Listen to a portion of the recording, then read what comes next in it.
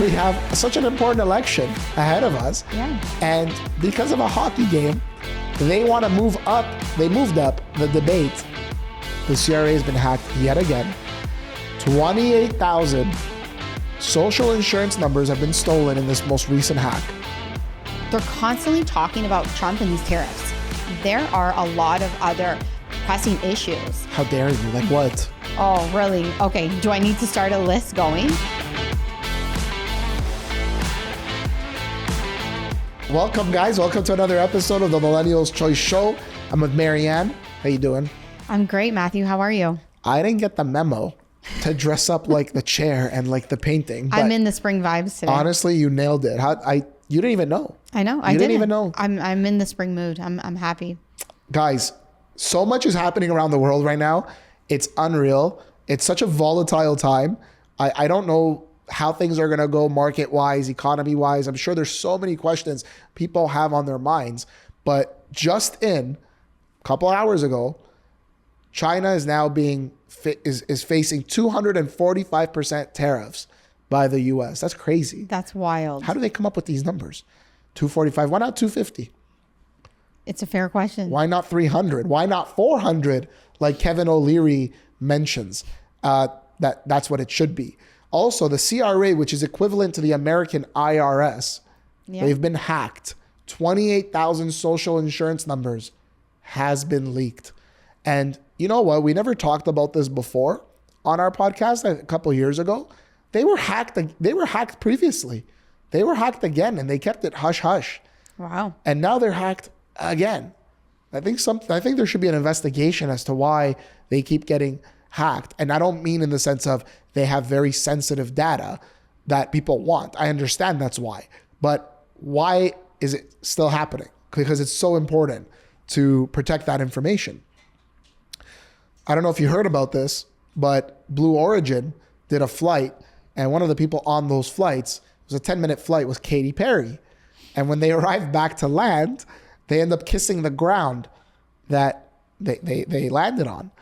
And it's like in a form of almost worship that they're kissing the land.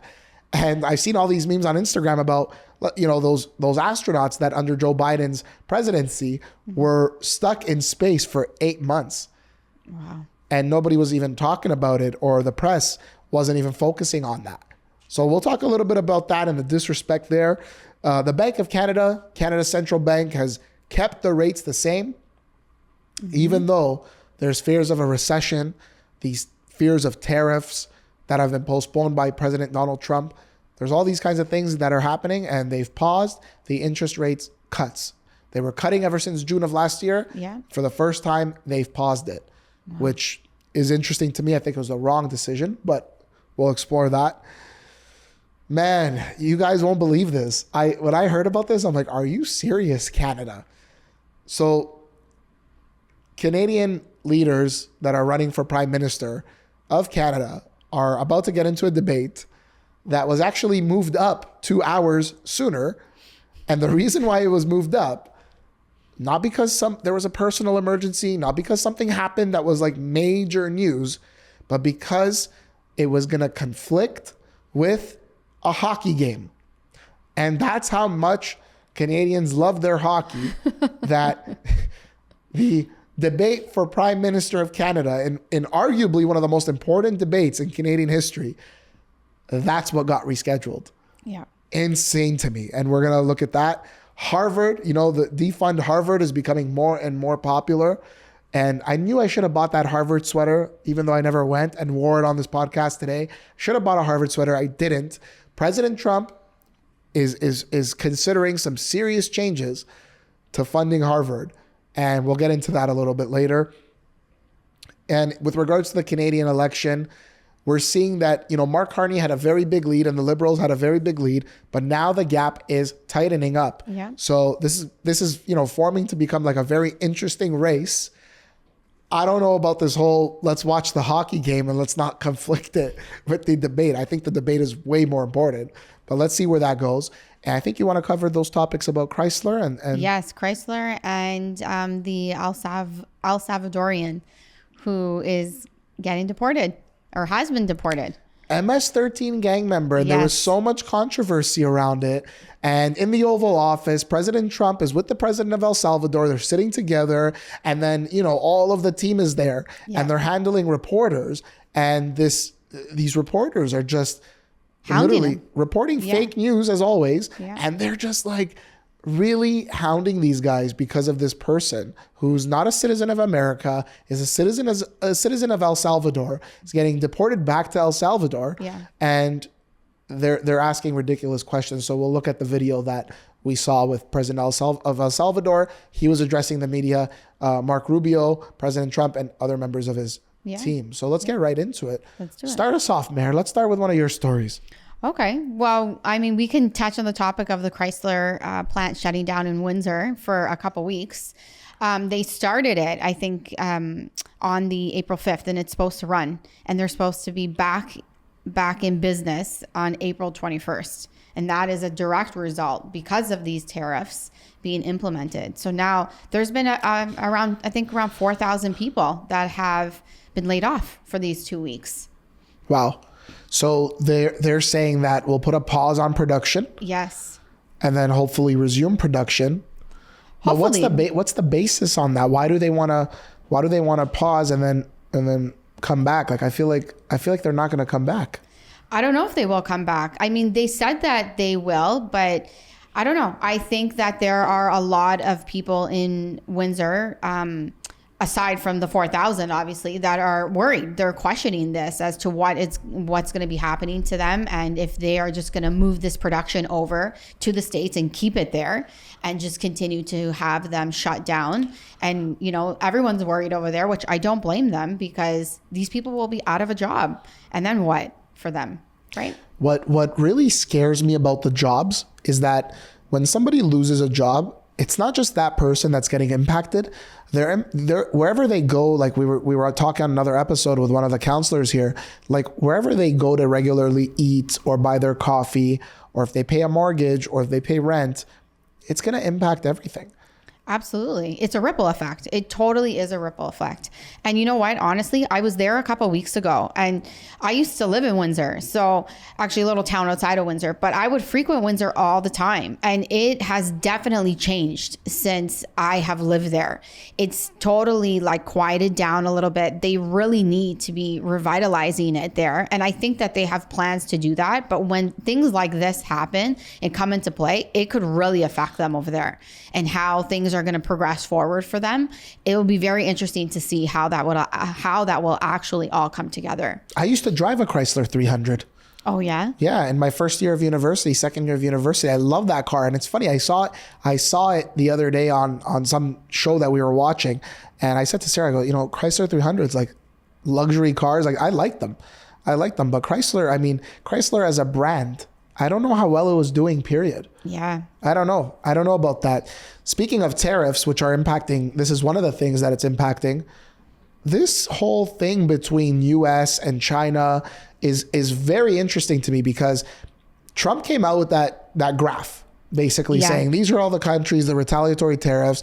Apparently a lot of countries were already kissing the ring, contacting Trump and trying to negotiate a deal. And so when he saw China imposing retaliatory tariffs on the US, that's when he started, kicking it up a notch and basically saying to every other country, we're going to pause these tariffs on you guys for 90 days.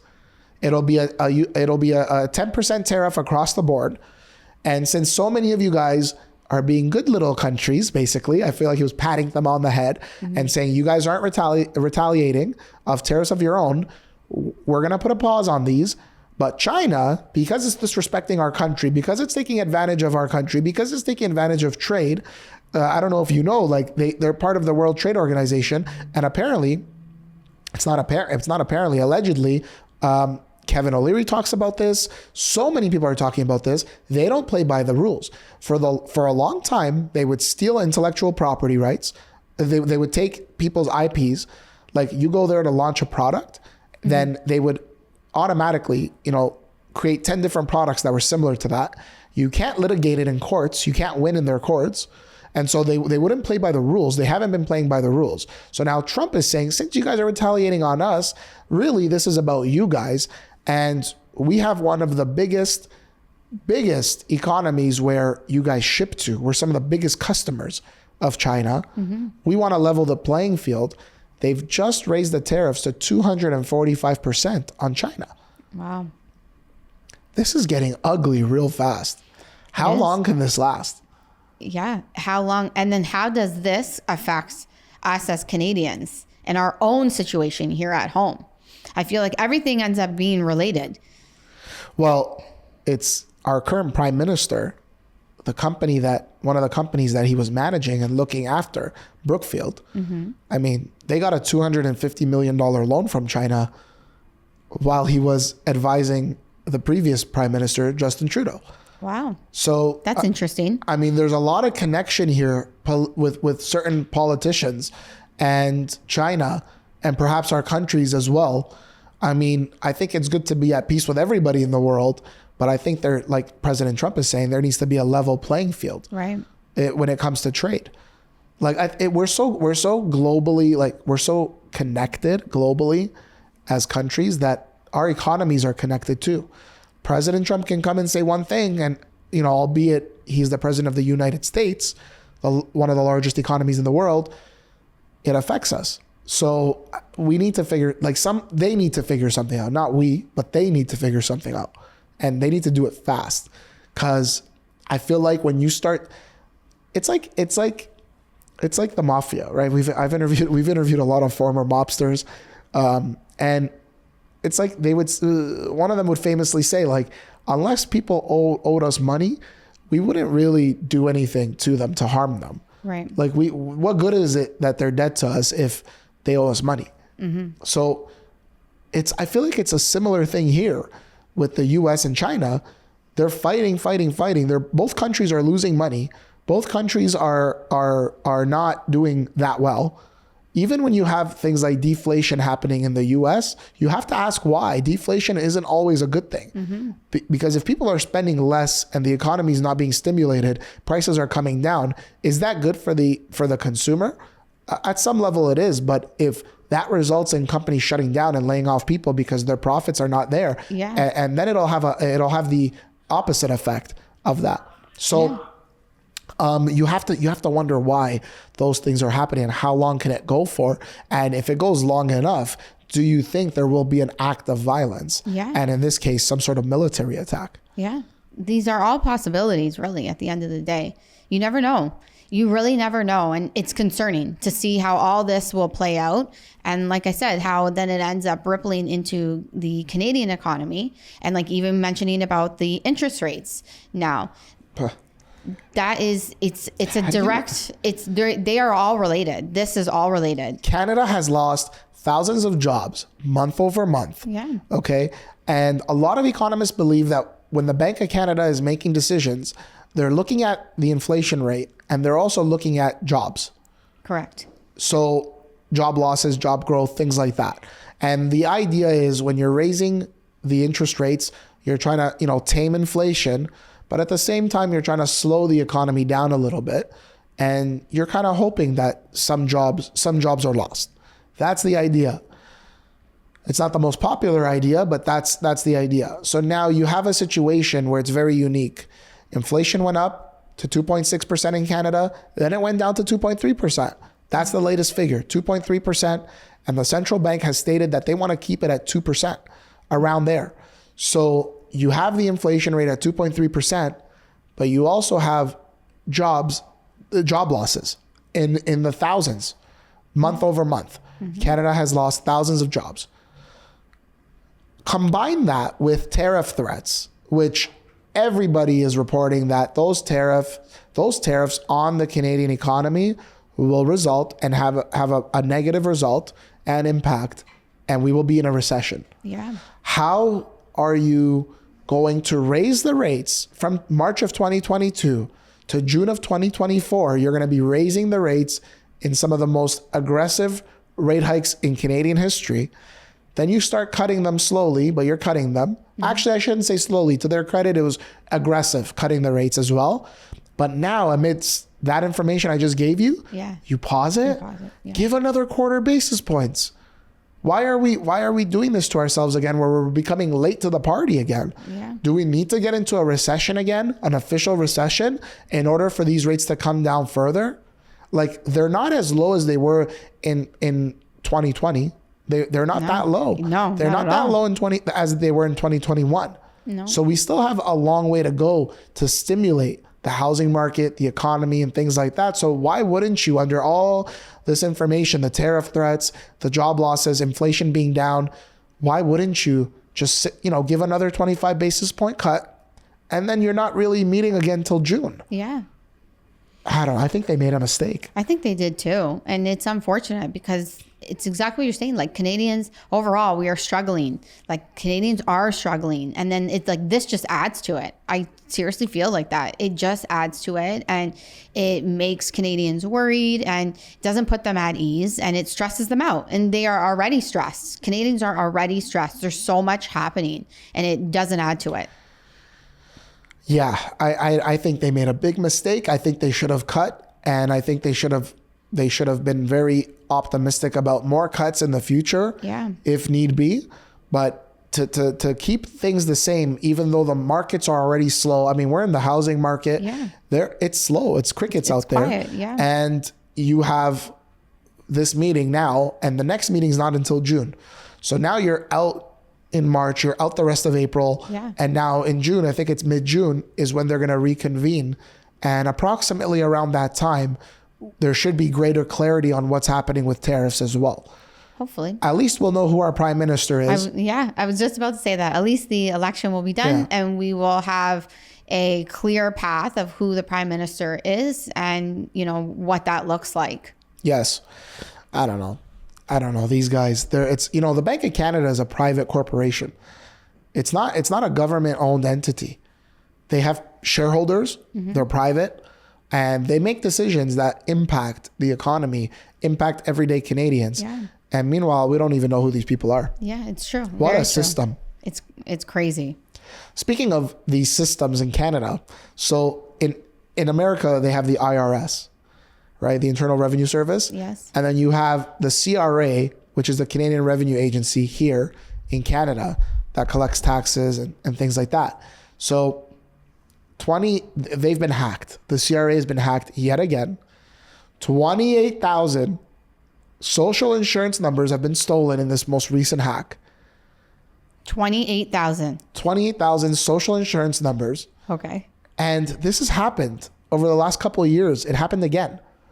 So I think an investigation is warranted into the IT, into the tech, into the security programs that exist there, because why does this keep happening? Yeah. Like, where do they go wrong in this? Like, why does this seriously keep happening time and time again? Listen, I get it. I get that. I get why criminals would want this information, but why does it keep happening in the sense of, why can't you stop that? Didn't they learn their lesson the first time? I don't know. Clearly not, because it's obviously happening again. Yeah. And for me, like, especially, just to go down that rabbit hole a little bit, like, I pay my taxes. I don't hide anything. But, what a system, eh? Tell us how much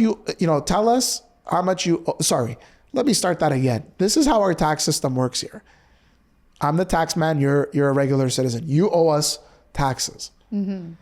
You'll say how much? How much do I owe? Oh, I don't know. You have to tell me. You have to prepare your tax return. Yes. Yeah. So now you prepare your tax return. I look at it and I say, this is wrong. And I audit you and tell you that you have to pay more, your fair share, or whatever the case may be. Make it make sense. Make it make sense, guys. Like, I hear President Trump saying, if the tariffs go right and our plan works, we can potentially abolish the income tax. Yeah. Pierre Poilievre, running for Prime Minister of Canada for the Conservative Party, is talking about a 15% cut in income tax as well. Like, there's all these things happening, but I just don't know. Like, is this a complete overhaul of our systems? Like, whether it's banking, whether it's like something's got to give, or whether it's our tax auditing system or our government system. Like, is everything being overhauled right now? Trade? I don't know where we're living now, Mayor.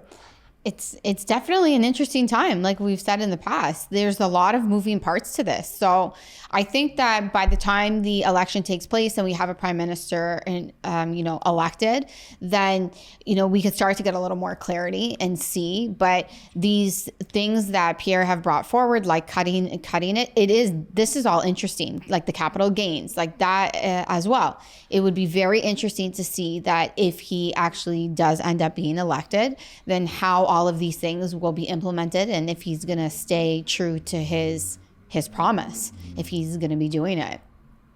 Yeah, we'll see what happens.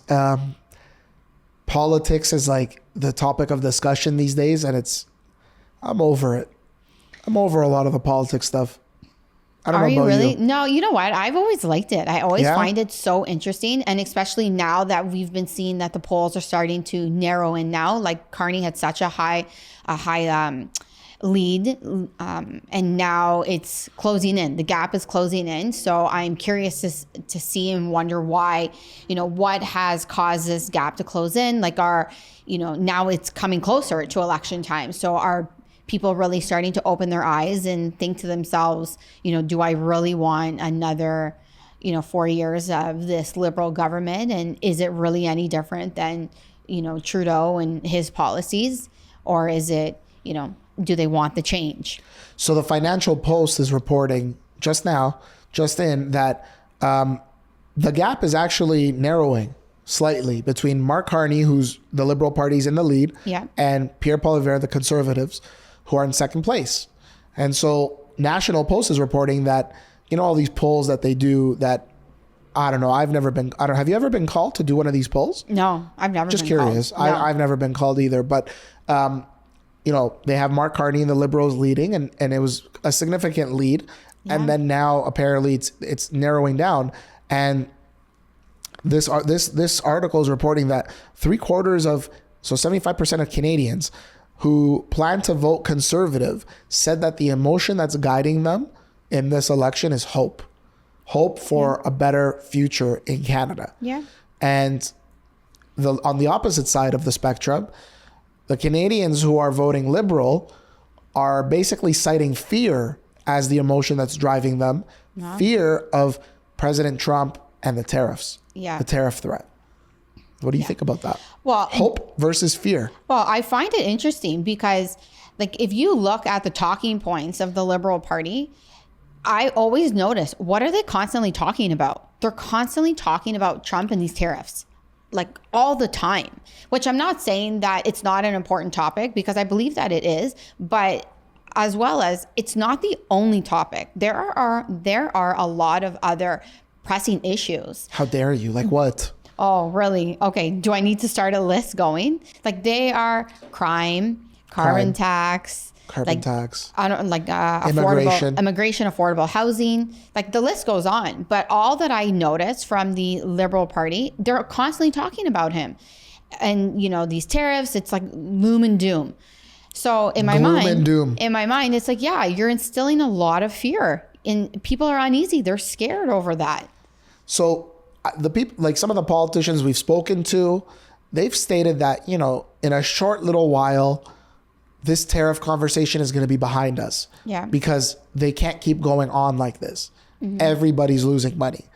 And I think I agree with that. I hope that's the case. I was just about to ask you, how do you feel about that? I agree with that. I mean, if it's hurting everybody and it's not beneficial to anyone, including the U.S. at this time, until a deal is made, then something's got to give. Nobody wins. Something's got to give. And Trump has said that before. He stated that this is going to be short-term pain for long-term gain. And it's going to be good for everybody. Let's see if that's what's going to actually happen. I just don't think they can be really slow to the party. I think they need to hurry it up. Yeah. And if that means getting everybody on board with you, all your allies and even these other countries that maybe are not necessarily your allies, but Trump has spoken about the allies that have been ripping off the US. Mm-hmm. But if you could get everybody like that on board, UK, France, Canada, all these different Mexico, all these different countries that you have these issues with, then if China is really the only one and now you've alienated China and the world is okay with, what the deal is, Yeah. then I think that'll be easier for China to make a deal with the US. Let's not forget what China is all about. China is all about censorship, totalitarian rule, communism. Since 2012, they've been implementing social scores in their society. So if a citizen is rewarded based on good behavior that they deem is the right behavior. Wow. So getting, the shots, not jaywalking, for example. They publicly shame people on the news if you jaywalk and their cameras catch you, because they have like, I think it was like the last stat I read, like 38 to 45% of the world's cameras are in China. Like that's how many cameras. It's a surveillance state. That's crazy. So where I'm going with this is because I think the target being China, for all those other reasons we mentioned, not playing by the rules, etc. I think also one of the reasons is that they are the face of globalism. They are the model country of what the globalist elites want for the rest of the world. Surveillance state, people can't really express themselves, no religions, don't talk about the government, just do the right thing, which is what they deem is correct. And they rule with technology. They have some of the best technology and they rule with that. Yes. They rule their citizens with that. So this might be a deeper fight than we know between President Trump, the United States, and China. Yeah. And it might be another attack that the president is taking towards globalism. I wonder. I really do wonder all that, because it's interesting. These points of views that you just shared, it's very interesting. Like the jaywalking, like that's crazy to me. Have you ever seen the videos? No, I've never seen that. Maybe we could throw one up. But basically, you catch someone, I watch so many of them, they catch somebody jaywalking. They have people, they reward people, citizens, if they spy on their neighbors and report back to them. Wow. Yeah. And report back to them. But that's been going on like 13 years ago, 2012. Wow. Right? Social scores. Do I think that we should have some sort of, here's the problem. If you go down that path, then what's to say, like, where do you draw the line? Yeah, and then sure. If somebody comes in power that's the opposite, that, wants to go very extreme, then obviously they can manipulate that to go very extreme one way or the other. But I think there should be a system. As an example, if you're a tenant in Canada, I think that tenants, and I think this is starting to happen, but tenants who pay their rent on time, tenants who are model tenants, I think should be rewarded on their credit score with some sort of benefit of being a model tenant, because that shows that you're able to make your obligations financially to the landlord. Yeah. Similarly to somebody who has a mortgage who makes their payments to a bank. Right. Yeah. So as an example, I think that would be a good thing. Yeah, I agree with you. I think that would be a good thing. But to go to the extreme where your medical information plays a part in your social score, in the quality of the score that you get, or criminals, as an example, will not be able to buy a plane ticket or will not be able to purchase a train ticket. And sometimes the problem with that is because we might be saying, well, for a murderer, we don't want them to do that. Mm-hmm. We want them in jail or whatever. But the problem is when the courts are not balanced and you get a misdemeanor or you get some sort of record because of, let's say a parking ticket. I've heard that certain even fines and tickets that relate to your car could prohibit you from buying a train ticket there. Wow. So there's all kinds of it becomes too extreme. Yeah, I was just about to say, they've really pushed it to the extreme in this situation. Like your thought process of, affecting the credit score in the tenant and being a good tenant, that seems to me that it's within reason. It's exactly what you said, like paying like a mortgage payment. I could see that. So that to me would be normal. But to take it to that extreme, that's it's unheard of. It's wild. Yeah. Yeah, I don't know. It's going to be interesting, this fight. You never know. All it takes is one act of war. Yeah. An assassination, an attempt, a missile launching, something. And all of a sudden, there's a nuclear war or there's an all-out war. Wow. It'll be very interesting to see. And what's funny is President Trump would always have a great relationship with President Xi of China. I have a great relationship with President Xi. And it's like, was he just saving this for post-election? Not saying it's good or bad.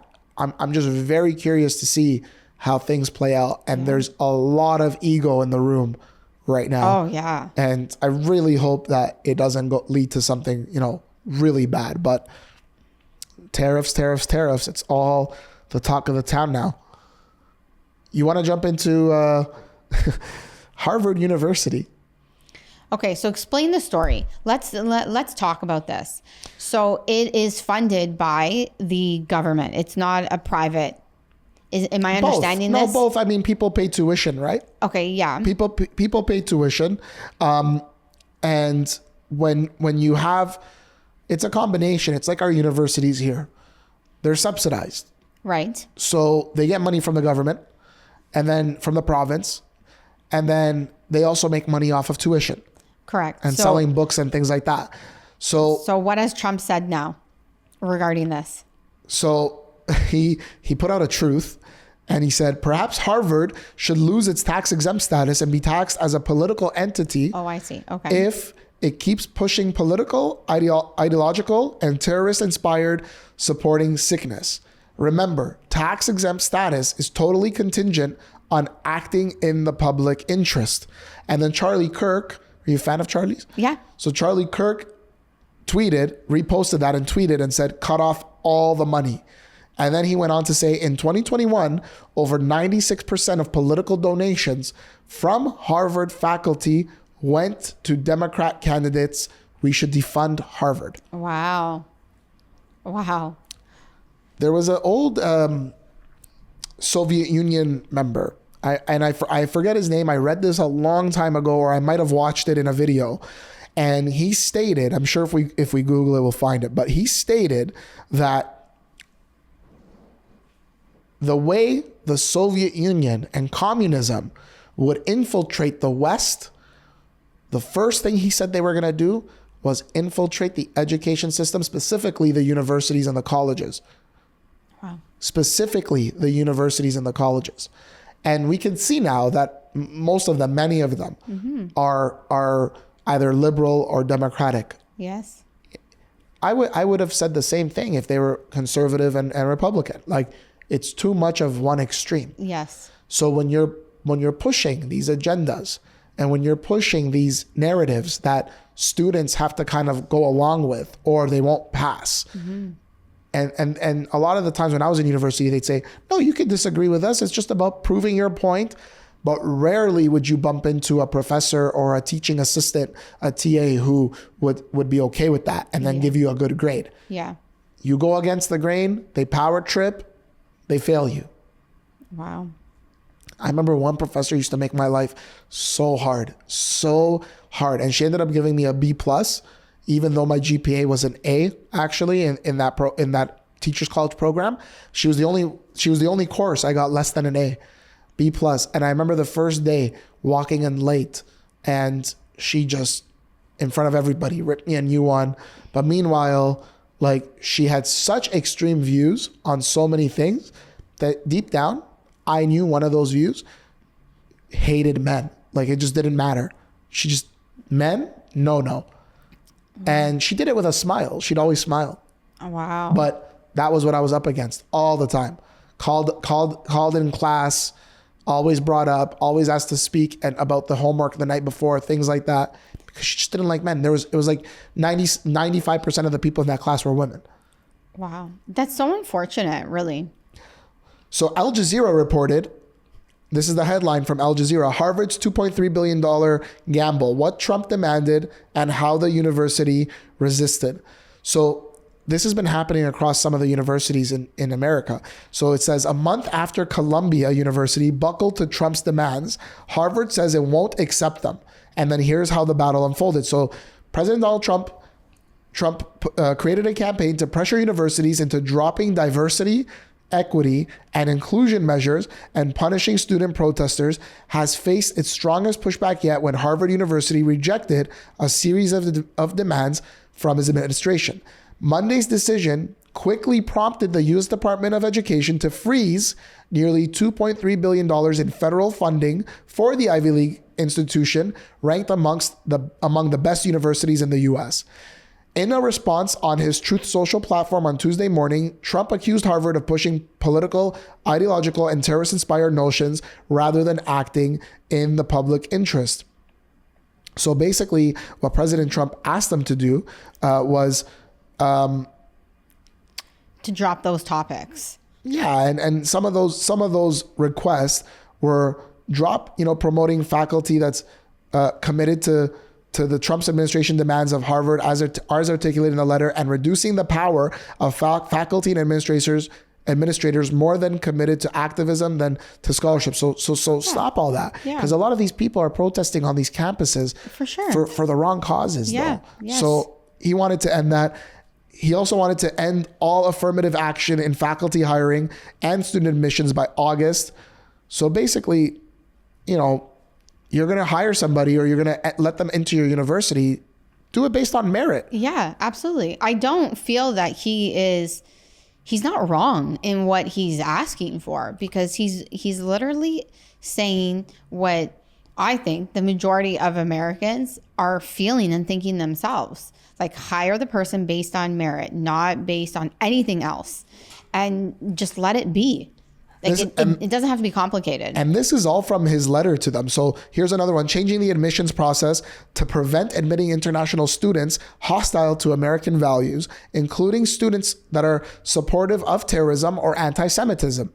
Yeah. So I get it. Yeah, it's not outrageous. And it's not just about anti-Semitism and stuff. It's about anything. If you come into the country that has a diverse population, and you're from a particular place that's now saying, no, death to these people, or death to America, or death to Canada. Yeah. That's a terrorist. Yeah. That's a terrorist.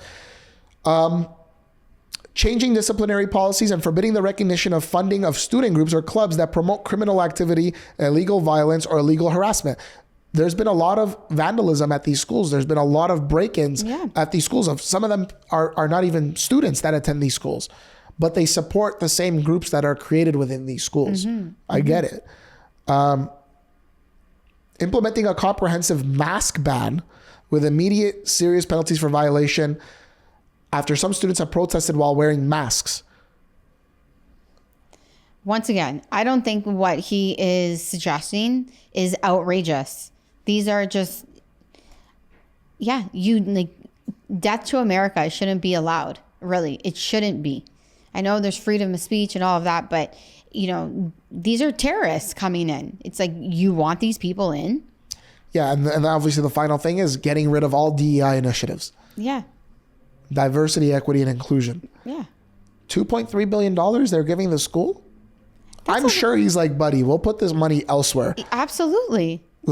How are you? I agree with that. And what part of those demands were contrary to what we should be doing?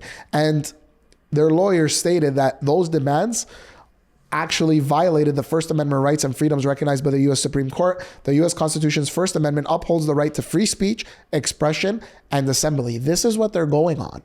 Wow. This is what they're going on. So you have a right to express yourself. But if it leads to violence, then or criminal activity, I think that's where you draw the line. Absolutely. Is it fair? Agree. You're Italian. You're Italian, right? Yes, I am. Is it fair for me to create a group, if I was in university, and create a group and just say, hey, we need to really get rid of these Italians. They're all part of the mafia. Yeah. They're all part of the mafia. We need to get rid of them. At some point, that's going to incite violence. Absolutely, it will. Yeah, it will. At some point, if you start referencing, well, look at the history of the mafia in Canada and in the US and all that, and their ties and how they affect and you come up with this argument and you really, are passionate about it, you will get people that join your bandwagon. Absolutely. Especially in today's day, social media is out there. It's so easy to get this out and people catch on. And then should I have the right to say that though? I think that if you want to say that, then you're going to be held accountable for your actions at some point, because you can't go around speaking like that and then expect nothing to happen. Something will eventually end up happening.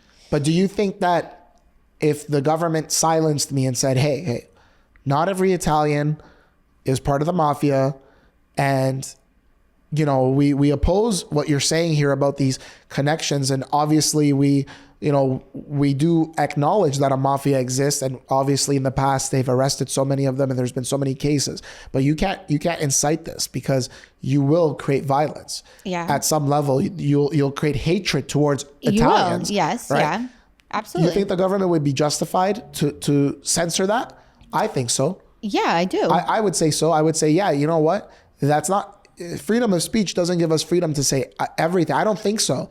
I think there should be a fine line. The problem is, where do you draw that line? Because again, it could be, depending on who's in power, could be taken one way or the other. Yeah. But all I'm saying is like what President Trump is saying. All I'm saying is that if it's inciting violence or acts of terrorists, how we define it, or acts of discrimination towards a group of people, then no, that shouldn't be allowed. And I think that's fair. Yes, I do. But I don't know. I find like it's a fine line. It is a fine line, but I don't know what happened in the last, 10, 15 years that things have been twisted so much that everyday things that you wouldn't think of are now like for it. So like, for example, with this MS-13 guy being shipped out. Oh my gosh. It's like the media was harping on him and, about his rights of why he needs to leave. Like, he's an illegal immigrant. He's an illegal coming into the country, commits a crime, and now he's being shipped back to his own country. And now all of a sudden it's a human rights thing about this person who came into the country illegally and committed a crime and killed somebody. But wasn't he part of MS-13? Yeah, that's the article that I read. Yes, he was. So you have the President Trump, you have the crew all around him, and then you have the president of El Salvador sitting in the Oval Office. They're taking questions from the media, and Mark Rubio just jumps in and says, I don't get what the issue is here. Yeah. The guy is a citizen of El Salvador. He's not an American citizen. He's here illegally. We sent him back to his country of origin. Right. The fact that he happens to be an MS-13 gang member is like a cherry on top that we got this guy out. Yes. So then the reporter, I don't know if you saw the video, one of the reporters asks the president of El Salvador and says, hey, like, are you going to be sending him back to America? Yeah. Because the questions they were asking President Trump and some of the other members there, they were saying, well, if the local courts are telling you to bring him back, why aren't you bringing him back? And they were basically trying to make it a legislative issue. And the consensus was that only President Trump has that authority, not the courts. And so then the question they deflected and went to the president of El Salvador. And because the team said, no, the president of El Salvador, that's his decision to make, not ours. He's not a citizen of ours. And the president of El Salvador was asked that question, if he's going to bring him back. Right. And he stated, he's so brilliant, this guy. If you ever watch his stuff, he's so good. And he said, well, if you're insinuating that I'm going to smuggle in a terrorist, because the MS-13 gang is considered a terrorist organization in the U.S. Right. Smuggling in a terrorist into the United States, like, obviously the answer is no. Like, such a brilliant answer to that question. And it's such a preposterous question. He started going off on the media saying, like, what kind of question is that you're even asking? Yeah. I find it troubling that media, which is privately owned entities that have their own agendas, that are owned by big corporations, that's what they're grilling these guys on. Yeah. That's what you're like, really? You guys should cheer and parade and be happy that a serious criminal is now off the streets. Yeah. But instead it's the other way around. But don't you think that if this was like 20 years ago, you wouldn't be getting this response? You would be getting just that. Like, good, get this guy out of here. He doesn't belong in our country. He's, wreaking havoc and say, but like, what changed? That's my question. What changed?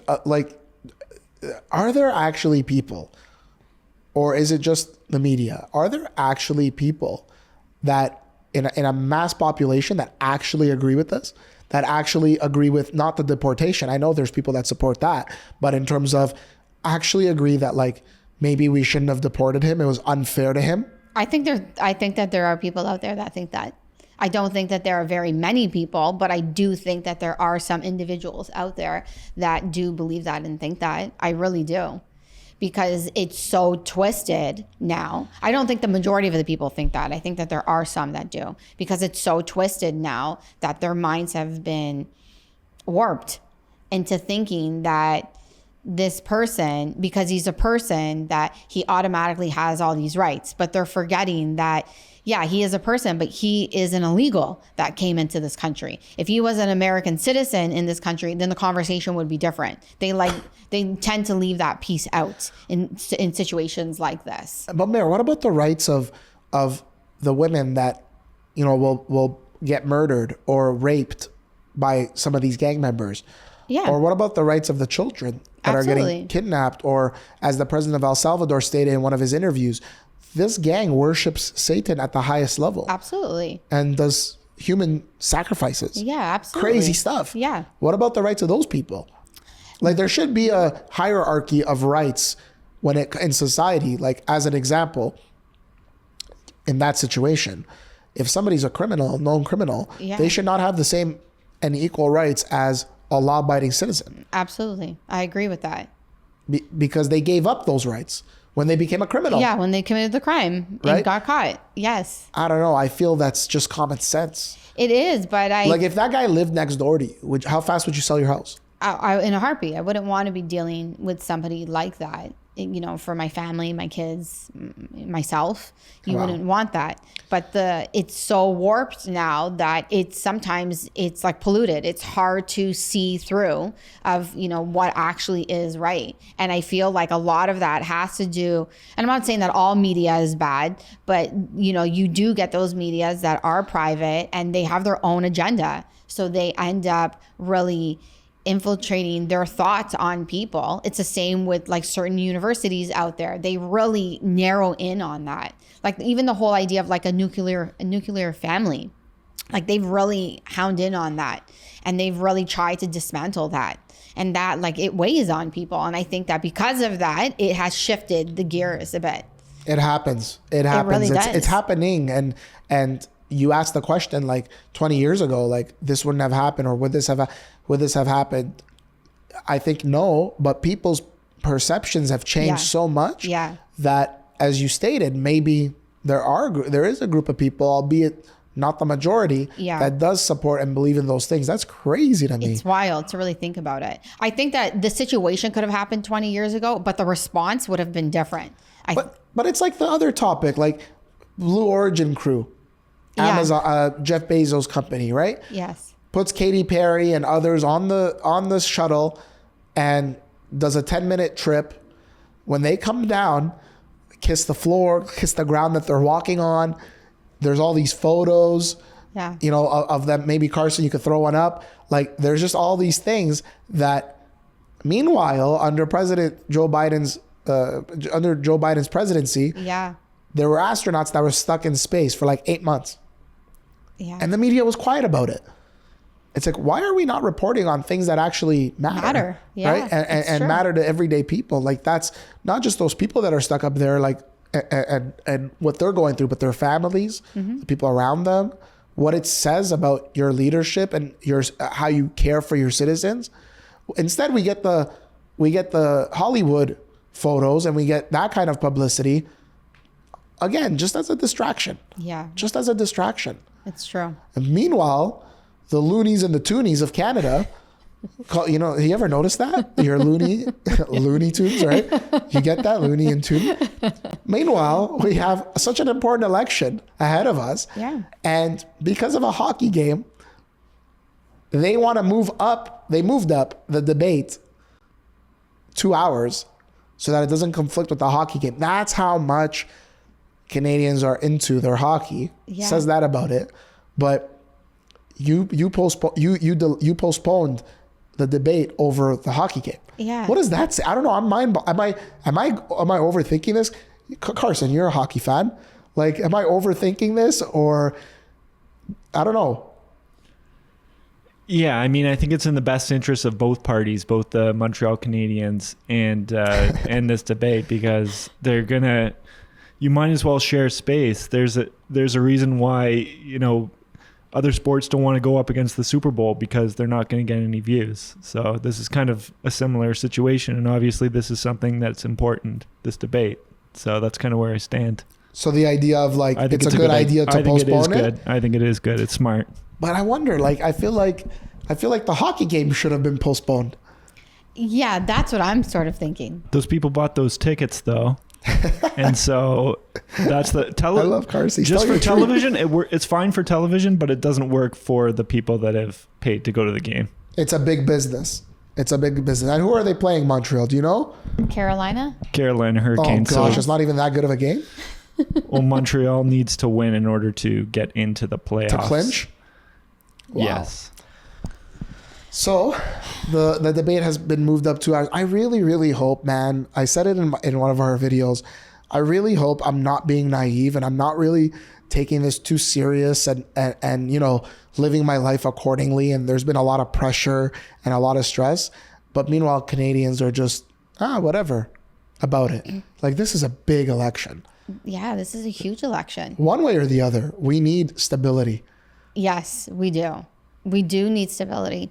I'm curious. We'll see. We'll see what ends up happening. But look at the rallies that have been going down. You know, does that align with what has been showing on the polls? Do they relate? Could they?